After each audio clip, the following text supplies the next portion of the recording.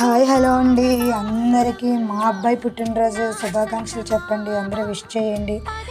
మా అబ్బాయి పుట్టినరోజు పూర్ణచంద్ర, అందరూ విష్ చేయండి. మీతో అయితే సరదాగా షేర్ చేసుకుంటాను. మన ఛానల్ చూసిన సబ్స్క్రైబ్, లైక్ అండ్ సపోర్ట్ చేయండి. సబ్స్క్రైబ్ చేసుకోండి. Thank you so much.